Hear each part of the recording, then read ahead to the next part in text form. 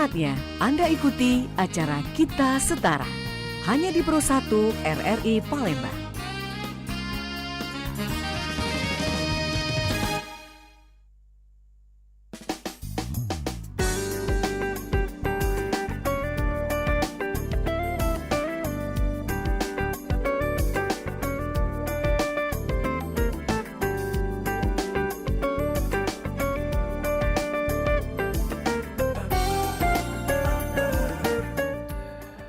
Terima kasih pendengar, Anda masih bersama kami di Pro 1 RRI Palembang, kanal informasi dan inspirasi. Setelah tadi Anda ditemani oleh rekan saya Nadiar, untuk kebersamaan kita di rangkaian Palembang siang ini di kesempatan Senin 25 Maret 2024, berlanjut tentunya kebersamaan kita di Palembang sore ini. Ada saya Abbas Surya. Assalamualaikum warahmatullahi wabarakatuh. Selamat sore pendengar dimanapun Anda berada.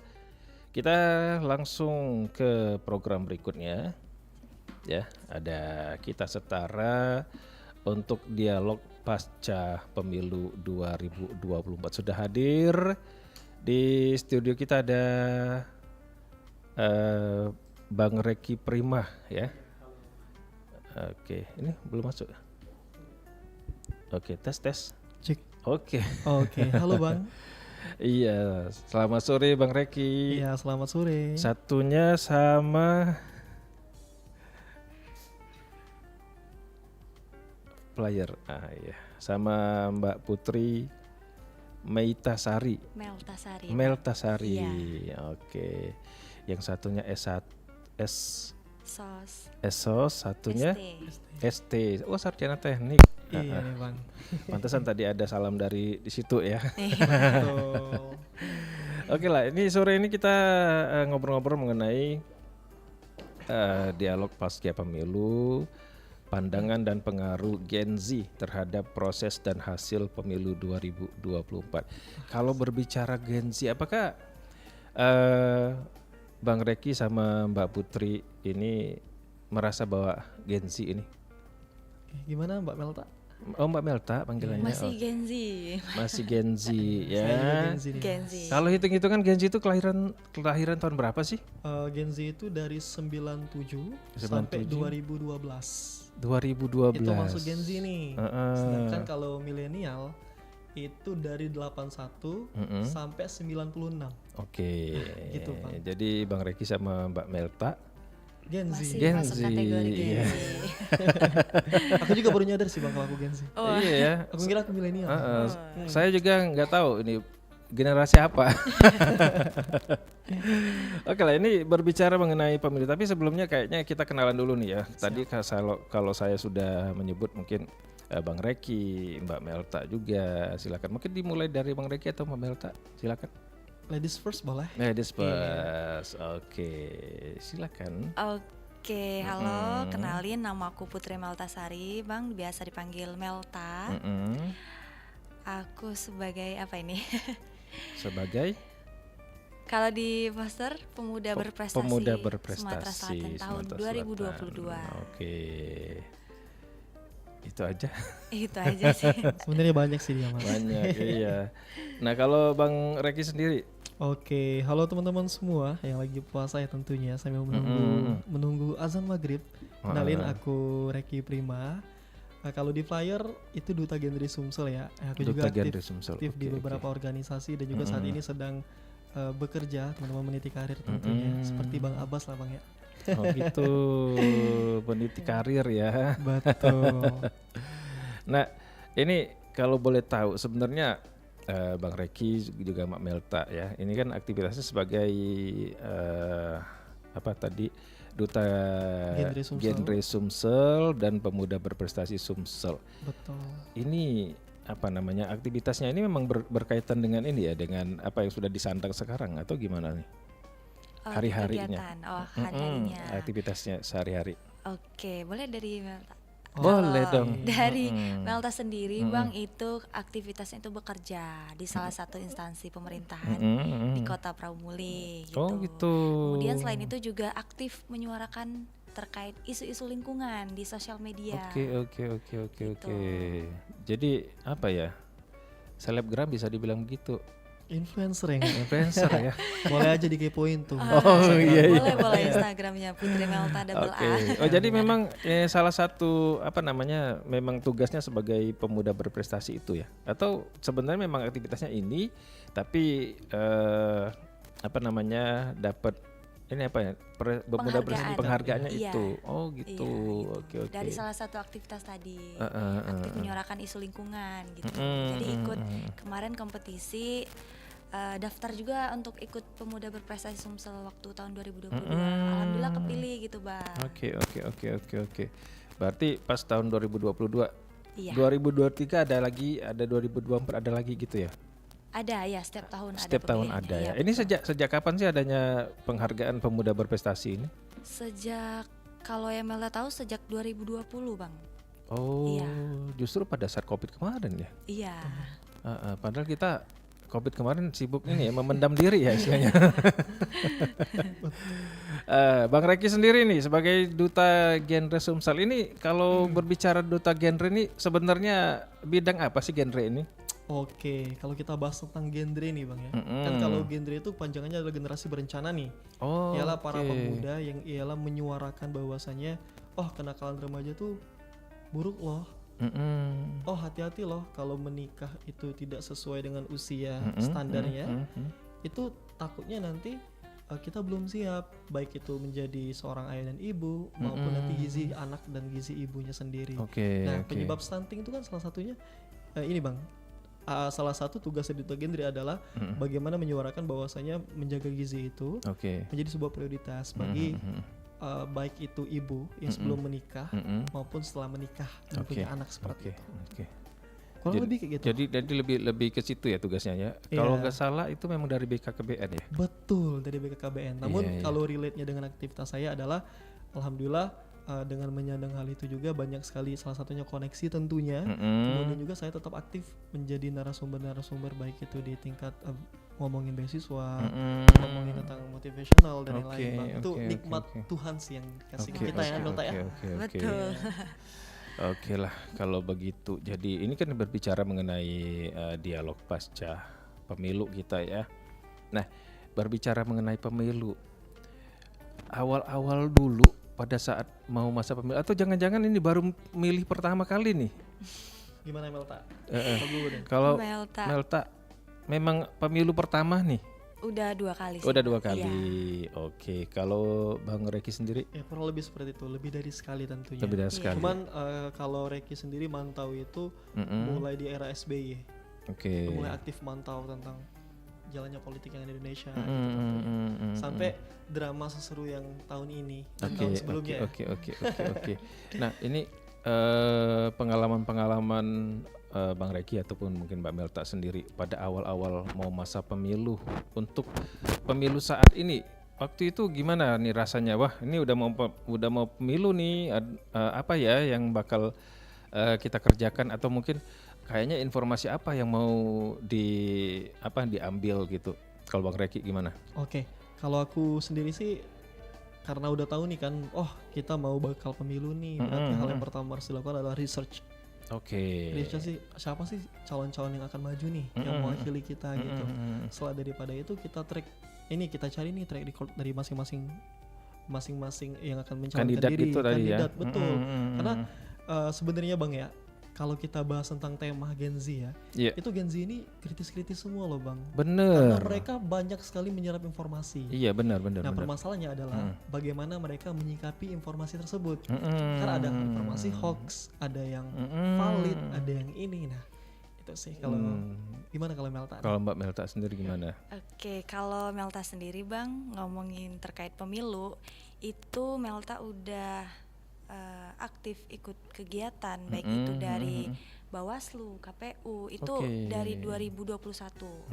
Waktu itu Melta sempat ikut yang namanya jadi petugas gitu. Kader Pemuda Sekolah Kader Pengawas Partisipatif tahun 2021. Itu yang diselenggarain oleh Bawaslu. Nah, dari sana mulai ternyata dipersiapkan sedemikian rupa pemilu ini gitu. Jadi dari sana udah mulai cari tahu kan, kemudian di sana juga yang namanya kader, jadi dididik gitu. Oke. Kita bisa melihat bagaimana berlangsungnya pemilu nanti, kemudian cara kita sebagai pemuda untuk mengawasi pemilu ke depannya seperti itu. Karena kalau kita misalnya mengandalkan hanya KPU dan Bawaslu, itu tidak tercover semuanya seperti itu. Jadi makanya mereka melibatkan para pemuda untuk itu. Kemudian sedikit cerita lagi Bang, di tahun 2022 selanjutnya itu ada yang namanya kelas demokrasi. Yang ini beda lagi Bang, kalau ini diselenggarain oleh Komisi Pemilihan Umum. Balik lagi ke yang namanya di tingkat kota. Kebetulan Melta di Kota Pramuli ikut juga gitu. Jadi di Bawaslu-nya dapat untuk segi pengawasan, kemudian untuk dari segi undang-undang mungkin, kemudian juga dari segi pendidikan apa yang perlu kita siapkan menjelang pemilu selanjutnya itu Melta dapetin di kelas demokrasi seperti itu. Oke. Itu bisa akhirnya ikutan kelas demokrasi itu memang ada prosesnya atau mungkin daftar aja tuh? Betul, ada prosesnya Bang. Oke. Biasanya berarti terpilih ya istilahnya ya? Iya, terpilih. Oke. Semuanya daftar semua sih Bang. Daftar tapi dipilih? Daftar, iya dipilih. Diseleksi kan itu kan? Iya. Oke, berarti tidak sekedar kayak kita daftar daftar lomba kali ya, daftar lomba, terus udah menang gitu kan? Enggak gitu. Berarti di sini kalau berbicara mengenai pengalaman-pengalaman kayak Melta sama Bang Reki juga, sebenarnya yang ada di benak awal dulu ya waktu awal-awal pemilu. Kalau saya jujur awal-awal pemilu dulu sempet ngumpet. Kenapa tuh Bang? Ngumpet gimana tuh maksudnya? Ngumpet, jadi dulu kan kita mikirnya gini, kayaknya saya belum perlu deh untuk milih-milih ini ya. Karena waktu masa saya itu kayaknya yang milih itu pun pasti masih yang di atasnya gitu. Belum yang 100% rakyat katakanlah ya, walaupun mungkin ada rakyatnya tapi yang atasnya tetap menentukan gitu kan. Terlepas dari presentasi segala macam. Dulu kan partai banyak tuh. Waktu zaman saya tuh bukan main, partai hampir berapa ya, lebih lah dari kalau sekarang ini udah dikecil-kecilin ya. Walaupun ada yang pecah, kemudian pecahannya pun tidak terlalu banyak kan. Kalau dulu kan yang pecah tuh ada yang dari satu partai sampai 5 gitu kan, malah ada yang 3. Bayangin kalau seandainya dulu kita ada 10 partai katakanlah yang solid ya, dipecah ada yang 5, ada yang 3, itu hitungan berapa coba? Sampai berapa partai gitu kan? Lebih banyak dari sekarang ini. Nah kalau pada saat Bang Reki dan juga Mbak Melta nih awal-awal pemilu dulu ya, ini bakal pemilu nih, apakah memang terpikir saya harus milih, saya harus menjadi salah satu warga ataupun masyarakat Indonesia yang memberikan suaranya, atau gimana itu pada saat itu awal-awal dulu pengalamannya? Mbak Melta lagi, ladies first. Oke. Kalau awal-awal Melta sendiri Bang, itu di tahun 2019 ya.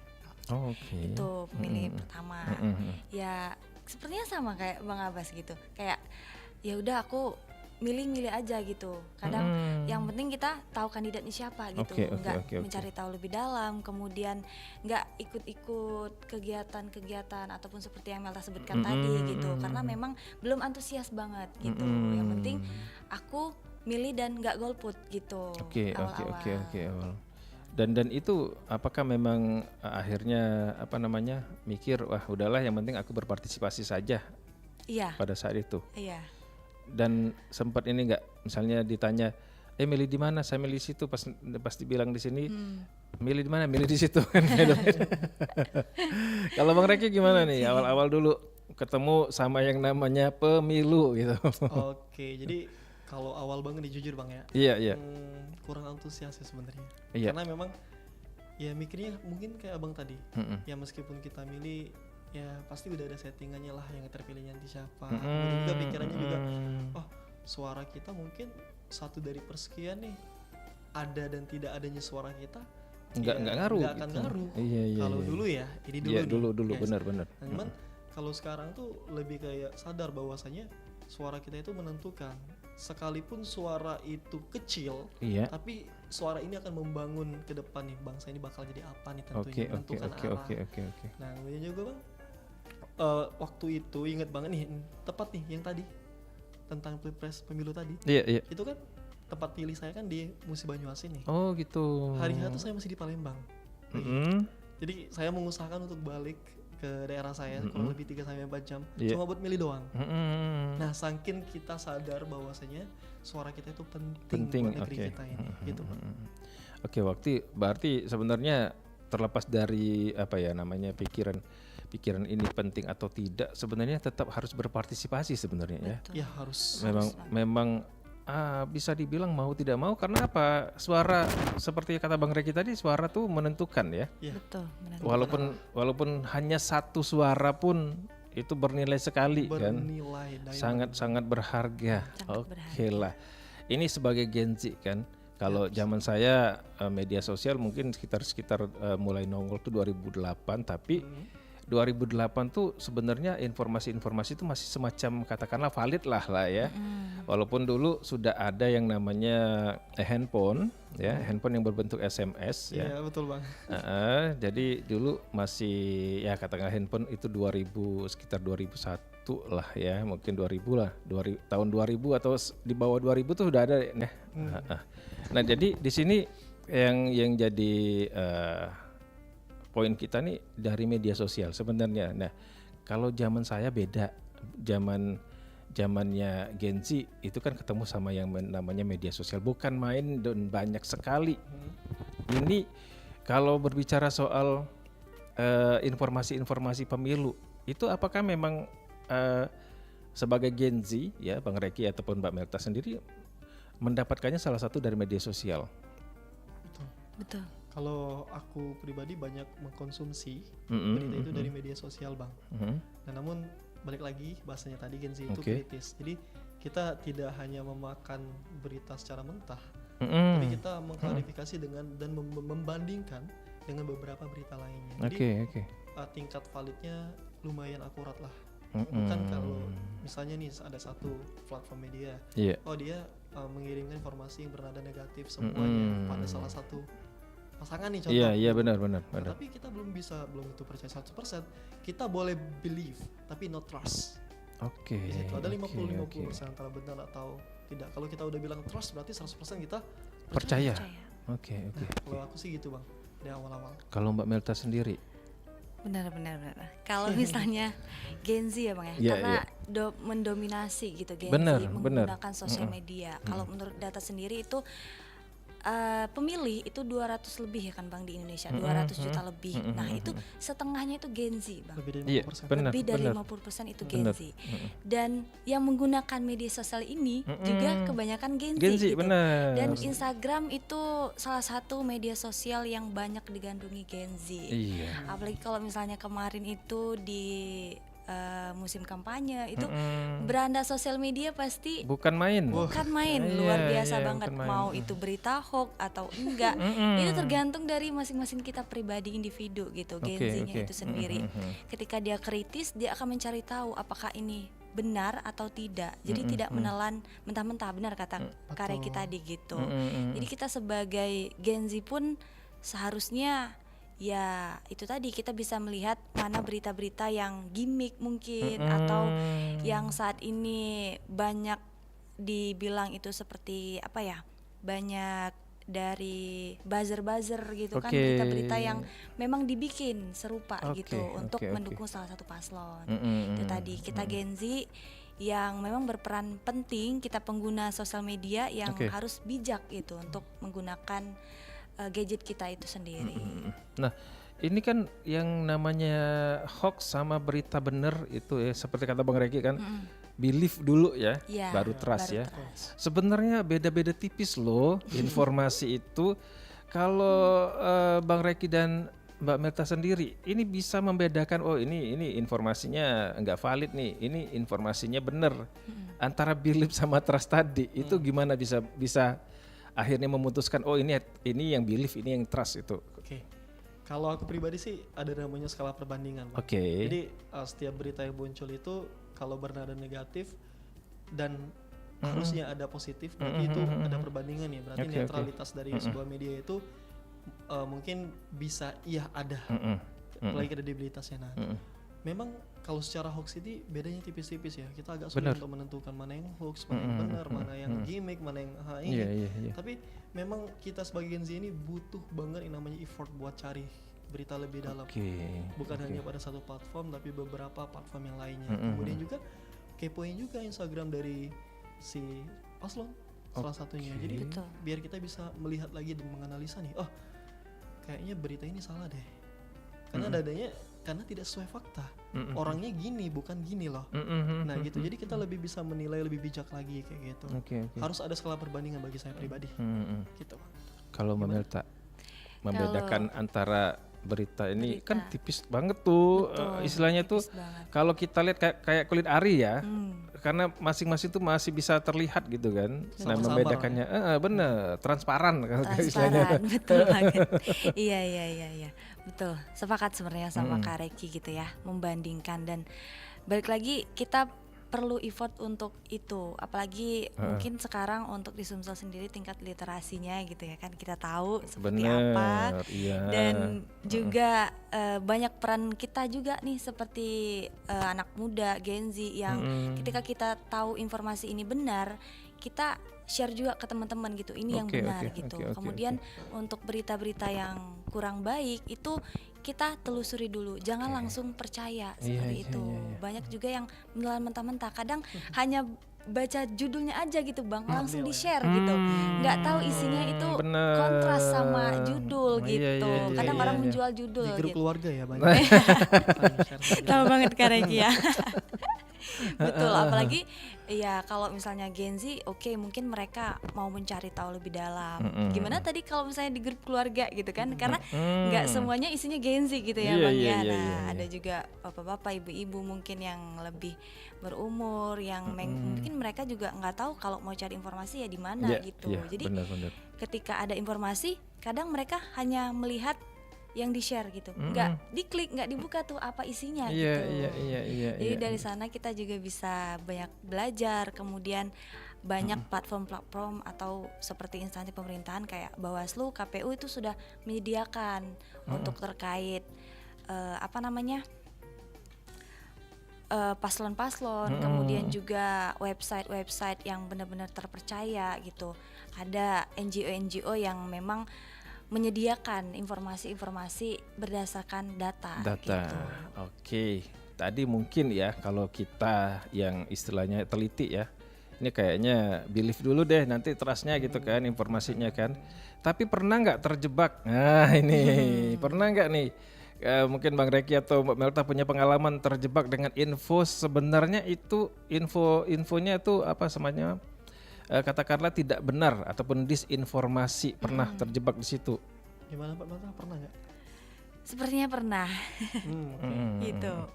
Karena ya itu tadi, mungkin Melta juga waktu itu tidak banyak mencari tahu gitu. Jadi karena memang kayak relate gitu kan, kayaknya perasaan ini bener deh, waktu itu pernah baca gitu. Jadi langsung di-share. Namun ketika balik lagi melihat lagi, ternyata ada disinformasi di sana, langsung dihapus gitu, klarifikasi, karena memang bahaya sekali, apalagi yang punya banyak teman gitu kan. Karena ketika teman yang satu kita percaya ini menyebarkan informasi, ketika dia percaya akan share lagi ke teman yang lain gitu. Iya betul banget, jadi kayak MLM ya, satu jadi dua jadi empat gitu kan, berkaki-kaki. Nah Bang Reki sendiri pernah mengalami akhirnya tadinya merasa bahwa ini bener nih, ternyata disinformasi. Aku agak lupa Bang ya, tapi pernah. Sejauh ini kayaknya pernah nggak ya? Aku ngerasa enggak sih Bang. Enggak ya? Karena aku tuh, kalau aku pribadi tipenya sangat berhati-hati dalam men-share sesuatu. Itu kan berbalik-tembalik dengan momentum ya. Orang-orang kan nge-share kan karena ada momentum. Kalau aku lebih kayak berhati-hati dulu, dari aku dulu. Ada waktu itu satu berita yang di-share, ternyata setelah 7 hari semingguan itu berita tuh salah. Nah aku berpikir situ, kalau aku kemakan FOMO, aku bakal ngikut share dulu nih. Oke. Padahal kejelasan dari berita tersebut aku belum tahu Bang. Gitu. Jadi sampai sekarang pun aku tak berhati-hati dan lebih cari lebih dalam. Insyaallah nggak kejebak lagi ya. Iya, betul. Jadi Bar- pelajaran. Berarti balik-balik ke kita juga ya. Ya, Iya, betul. betul. Balik-balik ke kita juga.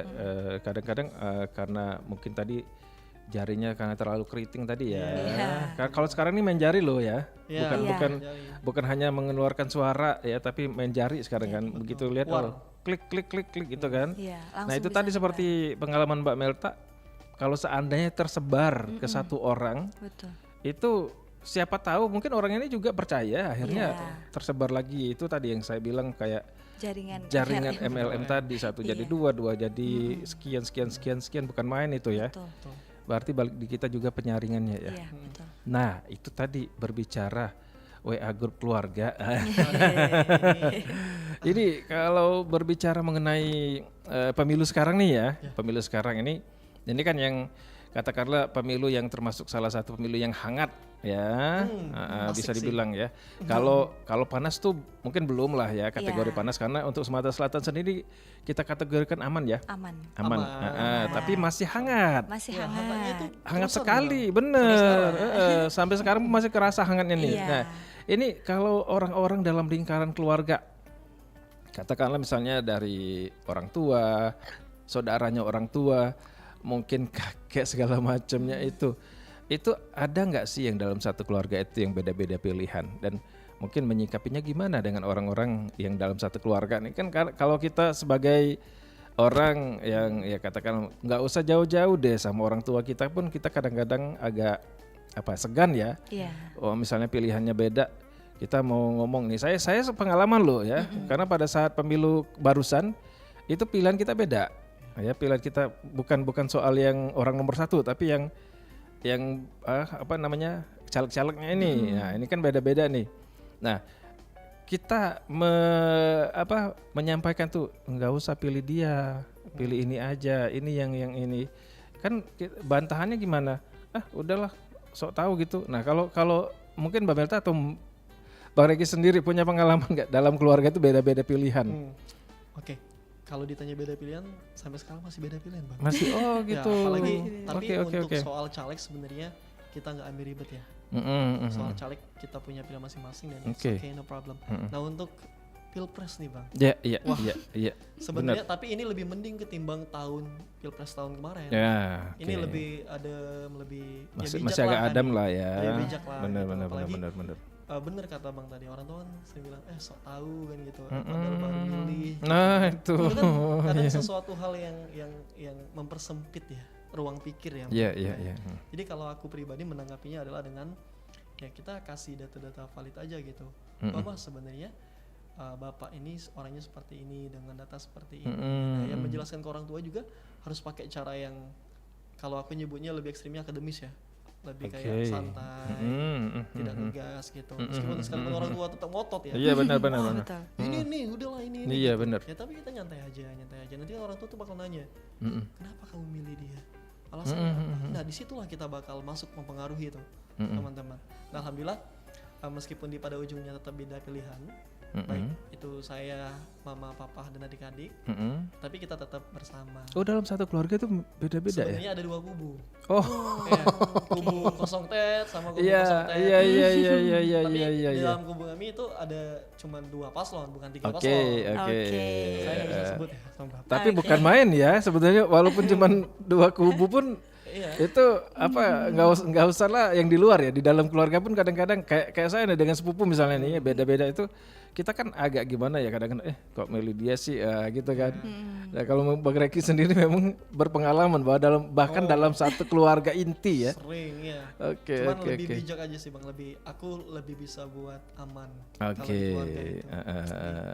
Apapun pilihan Anda adalah keluarga saya Iya, gitu kan. Ibu saya, ayah saya, adik saya. Iya. Nggak ada yang berubah soalnya. Bener. Nah, kalau pemirsa pernah dalam satu keluarga beda pilihan? Pernah tentunya Bang. Oke. Iya. Bahkan adik Melta pun jadi ikut juga itu Oh bang. gitu. Yang masih kecil bang. Iya. Waktu itu cerita-cerita gitu kan. Kemudian orang tua nanya gitu kan. Terus ya ternyata pilihannya beda gitu. Kalau untuk masalah caleg, insya Allah aman di pilihan masing-masing gitu. Tapi kalau pilpres memang euforinya beda bang. Bener, gitu. bener. Masih beda sampai sekarang pun, bahkan itu tadi kayak adik Melta yang paling kecil ini ikut juga lah bang gitu. Dia aku punya pilihan sendiri katanya gitu. Padahal ya mereka belum milih gitu kan. Tapi mereka udah menyuarakan gitu. Aku mau pilih ini karena ini gitu. Kalau orang tua Melta dua-duanya ya mereka sama. Cuman Melta yang beda gitu.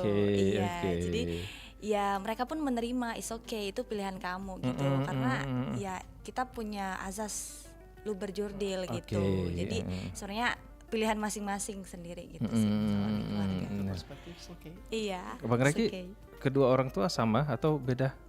Bapak sama ibu? Beda. Nah, itu gimana tuh? Tapi alhamdulillah papa saya itu nggak terlalu menyantai aja. Tapi kalau sama-sama dua-duanya sama ini wah. Kalau ketemu gitu kan.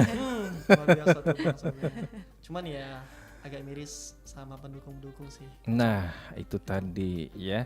Kalau soal-soal pendukung-pendukungnya sekarang ini ya. Kalau bisa takutnya gini loh ya. Untungnya kalau di Sumatera Selatan sendiri sebenarnya mungkin karakter kita orang-orang Palembang ataupun orang Sumatera Selatan ini kan agak cuek nih. Mungkin ya sudah mau demo aja gitu kan. Pokoknya saya tetap lewat naik motor gitu kan. Oh, kamu demo silakan gitu kan.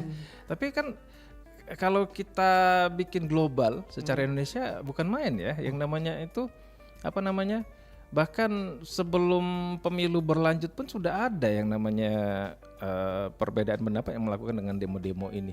Nah untuk para Gen Z ini yang mewakili nih Bang Reki sama Mbak Melta mengenai demo-demo seperti ini, bagaimana nih sebenarnya menyikapinya? Oke, kalau dari saya pribadi itu aksi ya, kalau saya nyebutnya itu lebih ke aksi lebih enak nih ketimbang demo.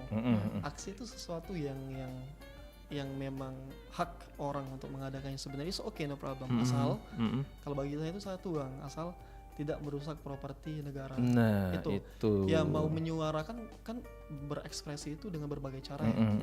Salah satunya dengan aksi. Nah hal itu ya silahkan dilakukan asal memang tidak merusak tentunya. Kan fasilitas negara berasal dari pajak. Dari uang pajak dari rakyat dong. Iya. Masa kita rakyat merusak fasilitas yang akan kita gunakan juga. Iya. Tapi balik lagi ke konteks tentang tadi ya, silahkan. Bagi saya menyikapinya, lakukanlah dengan cara yang baik, dengan yang sopan. Kemudian lakukanlah substansi-substansi yang memang akan dikeluarkan. Jangan terlalu banyak mengeluarkan aksi-aksi yang memang tidak kena dalam substansi. Dan juga sebenarnya untuk pemerintah juga sebenarnya harap untuk mendengarkan secara luas kayak gitu. Tidak hanya duduk berpangku di ruangan ber-AC, orang-orang pada demo di luar, pada aksi di luar, tapi tidak ada sambutan yang hangat kayak gitu. Sebenarnya menurut saya pribadi, orang-orang yang mengadakan aksi itu dia tuh pengen suatu hal yang kebenaran ya, adil kayak gitu. Jadi mereka itu minta ditemuin aja, ngomong gitu. Bagaimanapun hasilnya, entah itu diputuskan nanti pun, ya yang penting ditemuin. Yang penting gitu. Menyampaikan aspirasi. Ya. Nah, cuman masalahnya ada satu lagi bang. Apa tuh? Nah, yang namanya aksi kan itu sangat rentan dengan namanya provokasi. Nah hal itu juga diwanti-wanti sih sebenarnya. Takutnya kita mau aksinya yang damai, aksi yang sejuk, tiba-tiba di lapangan ada yang provokator. Wah, rusak semua bang, karena provokator melempar-lempar. Akhirnya yang sama-sama tegang, nggak dapat hasil, cuma dapat capek aja. Hal yang ingin kita sampaikan tidak kena, berantem ya. Harus ngulang lagi aksinya. Sayangnya di situ. Sayangnya di situ ya. Untuk Mbak Melta sendiri pandangan mengenai ya aksi ya, bukan demo. Iya. Kalau aku di kampus dulu disebut aksi. Karena aksi itu lebih menjamah positif bang. Kalau demo tuh pikirannya negatif arah terus ya. negatif. Iya, betul, Bener, demonstran bener. gitu-gitu. Kecuali demo masak ya, sama Ya, demo demo masak. masak. Aku suka ke demo masak. Nah kalau Mbak Meta sendiri, atau jangan-jangan pernah ikut dalam Kalau aksi-aksi gini? belum bang, Oh, belum, justru. ya, Iya, oke, Melta ya. Pernah malah. belum pernah ikut aksi, walaupun memang di kampus sering ngadain aksi gitu. Karena itu tadi jangan sampai kita ikut aksi hanya FOMO, ikut-ikutan Oke, gitu. Kita nggak tahu apa benar. yang didemoin gitu. Kadang Benar, orang benar. hanya ngeramein aja gitu. Yuk ikut gitu Iya, ya. Diajak teman gitu kan, jauh-jauh gitu kan, misalnya dari kampus datang untuk demo gitu. Kita nggak tahu apa yang mau didemoin, ngeramein aja. Terus nanti ketika banyak demonstran aksi, kemudian ada anarkis segala macam tadi kan yang disebutin Kareki, merusak properti negara, kemudian banyak juga orang-orang yang aksinya itu kadang malah melukai diri sendiri Nah gitu. itu yang bahaya, benar. Iya, karena kan itu udah banyak banget nih bang ya kan. Banyak kejadian, Banyak benar. kejadian, kemudian banyak juga masanya gitu. Kita nggak tahu dari mana aja. Siapa tahu nanti datang provokator Iya, gitu iya, kan, iya, yang iya, iya. merusak citra aksi itu sendiri.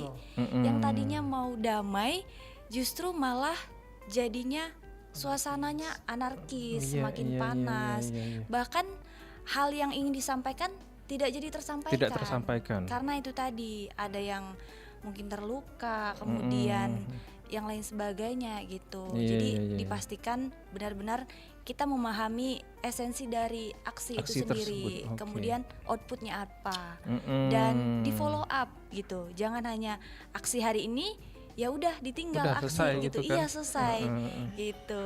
Jangan sampai nggak ada berita aja gitu jadinya kesannya ya. Tetap di follow terus. Di follow Nah, up. Bang Reki sendiri pernah Pernah bang, jadi salah satu peserta aksi. paling depan. Woi. Wah, Yang mantap. ini ya menyuarakan. Yang megang mic ya? Yang megang Ya nih. salah satu. Oh gitu.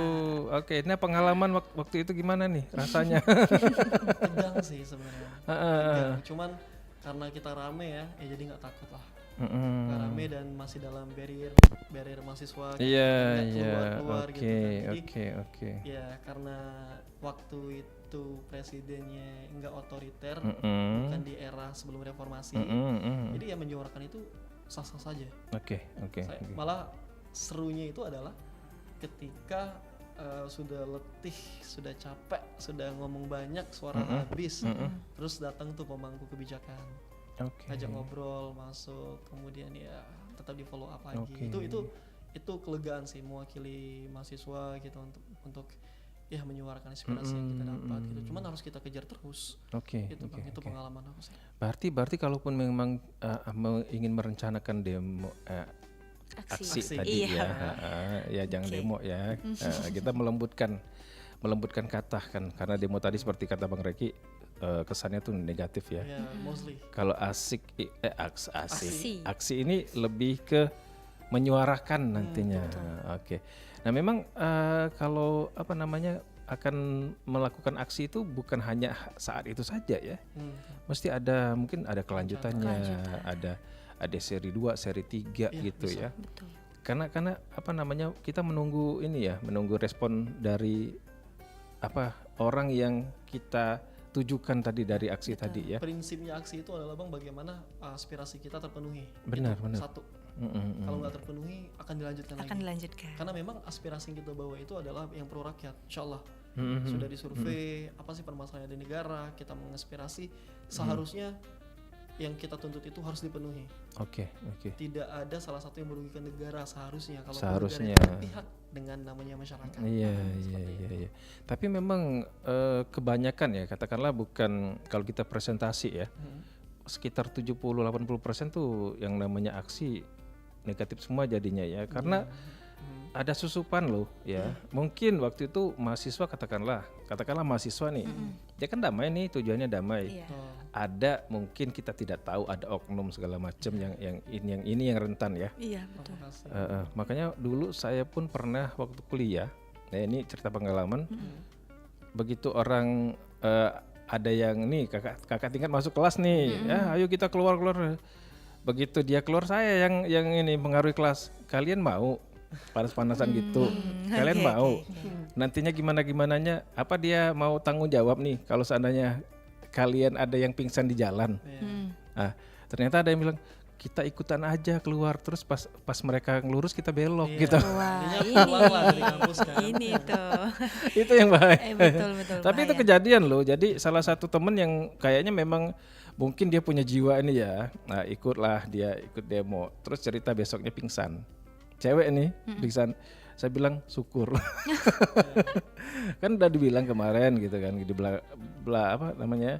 begini. Nah, sebenarnya memang kalau kita berbicara mengenai aksi ya, mulai dari zaman mahasiswa dulu ya sampai mungkin sekarang juga, itu tadi balik-baliknya juga ada apa semacam katakanlah rundown ya. Benar nggak sih Bang Reki? Iya, Apa yang mau strategi kita lah. sampaikan segala macam itu memang sudah harus dipersiapkan dengan matang sebenarnya ya. Betul. Oke, terlepas dari pada saat kita melakukan itu ada susupan tadi. Iya, kita bisa tahu bahwa itu disusupin gimana sih sebenarnya? Oke, jadi kan harusnya biasa kan kalau saya itu tergabung di kajian strategi dan Nah, advokasi iya, tentunya Kastra. heeh. Itu kan kita menstrategikan, bagaimana sih kita mengaspirasikan suara ini, kemudian barriernya bagaimana. Oke. Kemudian kita itu Lebih ke sebelum- barrier ya? Iya, jadi kan setiap misalnya nih dalam satu aksi itu bukan hanya Unsri nih contoh, Oke. ada beberapa kampus lainnya. Terus kan koordinasi dengan ketua BEM-nya, Oke. kepalanya. Nah, itu setiap ketua BEM harus mengenal orang-orangnya, Bang. Oh ya, Jadi, benar. Kita itu nggak mungkin menyuarakan untuk teman-teman kita nanti lempar, kita nanti bakar, benar. kita dihancurkan, nggak Iya, pernah, iya. Bang. Oke, Nah, oke. mudah sekali ngelihatnya. Jikalau ada yang melempar di luar dari arahan satu komando, berarti itu kemungkinan besar adalah Orang provokator. luar. Provokator. Iya, jelas karena kan kita itu mengikuti satu komando. Iya.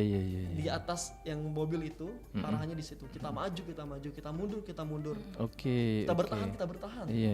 Nah, jadi itu Bang, ngelihatnya gitu. Biasanya kalau dapat orang itu kita amanin sebelum kita yang diamanin aparat. Benar-benar. Orang kan kadang kan kalau udah anarkis gitu ya, pada lari kabur, ditembak dengan gas air mata lah, ditembak dengan air. Iya. Itu sih Bang, itu ada serunya, ada tegangnya. Ada tegangnya, ya. Oke lah kalau begitu.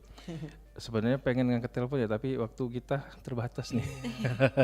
Tapi ini sebagai closing statement ya untuk Bang Reki sama Mbak Melta, untuk pandangannya mengenai akhirnya nih setelah sudah diputuskan untuk pemilu 2024 ini gimana nih? Apa perasaan atau ya udah lega atau mungkin gimana menyikapinya? Bang Reki mungkin silakan. Saya dulu ya.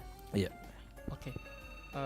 Jadi untuk pemilu akhir ini ya sudah diputuskan tentunya siapa yang memenangkan hasil pemilu. Namun juga tetap ada beberapa aspirasi yang digaungkan oleh rakyat tentunya melalui beberapa mekanisme untuk menentukan kembali apakah suara KPU itu 100% pilihan rakyat tentunya seperti yang kita lihat. Ya, saya bukan menyuarakan salah satu paslon tidak, tapi memang in fact kayak gitu. Nah, cuman teman-teman yang mau saya sampaikan lagi adalah suara Gen Z ini, swing voter dan silent majority adalah suatu hal yang penting untuk daerah ini teman-teman. Apalagi dengan branding media seperti TikTok, Instagram dan lain itu mempengaruhi juga keputusan swing voter and silent majority. Iya. Apalagi tentunya politis yang kita tontonkan ini semuanya belum tentu siap dengan hal-hal yang berbau counter. Teman-teman.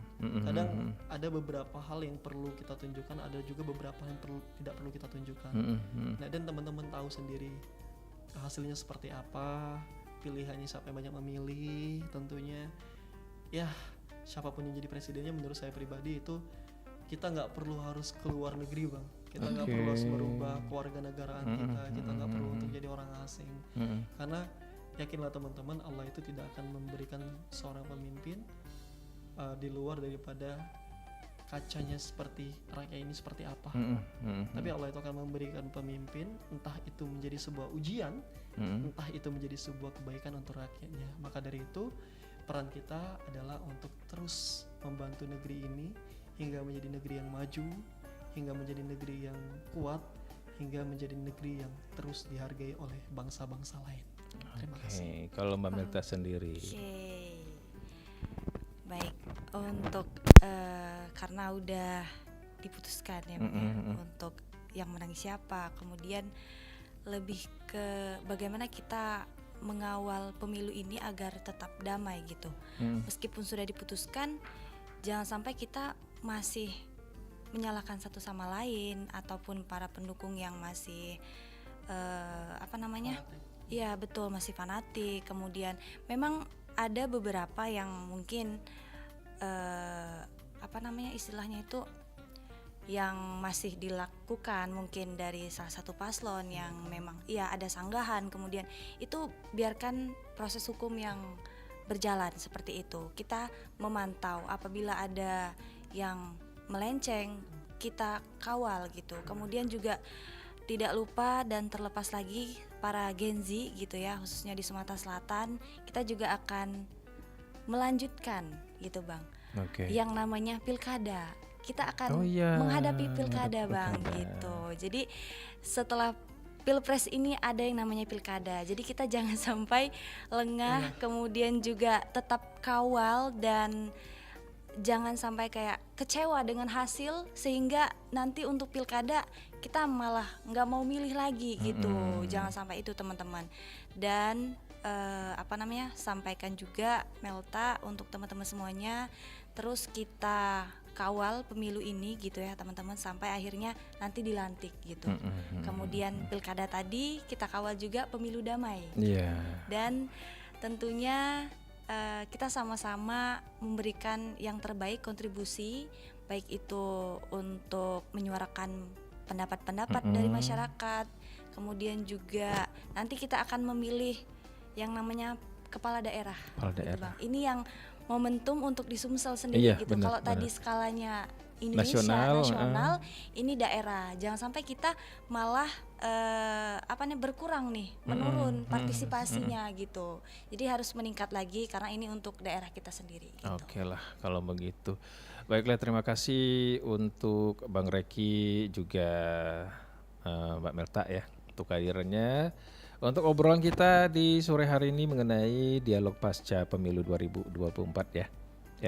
Pandangan dan pengaruh Gen Z terhadap proses dan hasil pemilu 2024. Sepertinya sudah mencakup semuanya nih ya. Dan mudah-mudahan nanti bisa ketemu lagi dengan obrolan yang berbeda ya.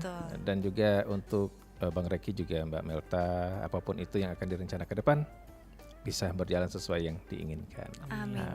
Kami juga mengucapkan terima kasih ya Bang Abbas, RRI Pro 1 udah mengundang kami tentunya untuk berbagi cerita. Semoga makin banyak lagi nih narasumber inspiratif tentunya yang ada di RRI Pro 1 Palembang.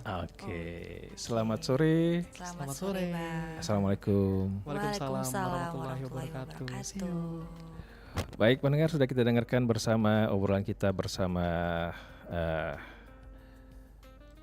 Reki Prima ST dan juga Putri Melta Sari ya Esos, yang untuk kesempatan sore hari ini kita berbicara mengenai pasca pemilu 2024. Sekali lagi untuk Anda, nanti kita akan beralih ke program berikutnya pendengar, akan ada Belajar Sumba. Untuk Anda semuanya tetap bersama kami Pro 1 RRI Palembang, kanal informasi dan inspirasi.